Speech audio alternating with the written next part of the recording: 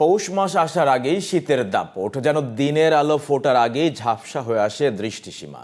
কনকনে শীতের তীব্র হিমেল হাওয়ায় কাঁপুনি ধরাচ্ছে শরীরে। আবহাওয়া অধিদপ্তর বলছে এবার মৃদু থেকে মাঝারি ধরনের শৈত্যপ্রবাহ বয়ে যেতে পারে সারা দেশে। থাকতে পারে ঘন কুয়াশা, আর বায়ু দূষণের কারণে বাড়তে পারে কুয়াশার স্থায়িত্ব। আরও জানাচ্ছেন হাসান মামুন। ঘন কুয়াশার সাথে জেঁকে বসেছে তীব্র শীত। মৌসুমের শুরুতেই শৈত্যপ্রবাহের প্রকোপে বিপর্যস্ত জনজীবন। এবার দেশের উত্তর পশ্চিম অঞ্চল ও পশ্চিম অঞ্চলে মৃদু থেকে মাঝারি ধরনের শৈত্যপ্রবাহ থাকবে বলে মনে করেন আবহাওয়া অধিদপ্তর। আমাদের দেশে শীতকালটা হচ্ছে ডিসেম্বর, জানুয়ারি, ফেব্রুয়ারি। তো আজকে ডিসেম্বরের 14 তারিখ। আর সাধারণত দেখা যায় যে ঢাকার ক্ষেত্রে ডিসেম্বরের মাঝামাঝি থেকে ফেব্রুয়ারি মাঝামাঝি পর্যন্ত শীতের প্রকোপটা বেশি পড়ে।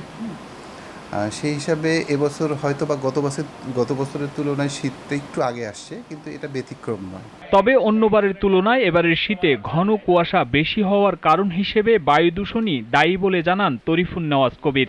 এবছর শীতে বৃষ্টি হওয়ার সম্ভাবনা কতটুকু এমন প্রশ্নে এই আবহাওয়াবিদ বলেন, বাংলাদেশের উত্তর পশ্চিমে বাতাসের মাত্রা বেশি হওয়ায় জলীয় বাষ্প বেশি থাকে, যার ফলে বৃষ্টির সম্ভাবনা অন্যবারের তুলনায় এবার কম। ঢাকার বায়ুর যে মান খারাপ, মানে যেটা যেটা যেটা রেটিং করা হয় তার মানে তুলনামূলকভাবে ভালো নয়। তো এটার কারণে কি হয়েছে যে বাতাসের মধ্যে জলীয় বাষ্পর সঙ্গে সঙ্গে অন্যান্য যে ধূলিকণা বা অন্যান্য যে স্মোক বা এই জিনিসগুলো রয়েছে, এর প্রভাবে জলীয় এগুলোর উপরে কনডেন্স হয়ে কুয়াশার পরিমাণটা বাড়াচ্ছে। শীতকালে সাধারণত উত্তর পশ্চিম থেকে বাতাস আসে, যেটা আসলে মেইনলি কন্টিনেন্টের উপর মানে উপমহাদেশের উপর থেকে আসে। এখানে জলীয় বাষ্পের পরিমাণটা খুব কম থাকে, ফলে দেখা যায় যে এই সময় বৃষ্টিপাতের সম্ভাবনা একেবারে নেই বললেই চলে। হলে পরেও দেখা যাবে যে বিক্ষিপ্তভাবে দু এক জায়গায় হয়তো বা খুব সামান্য পরিমাণ বৃষ্টি হতে পারে।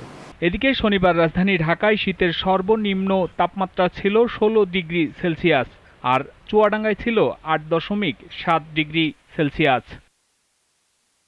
Hasan Al Mamun, GTV news, Dhaka.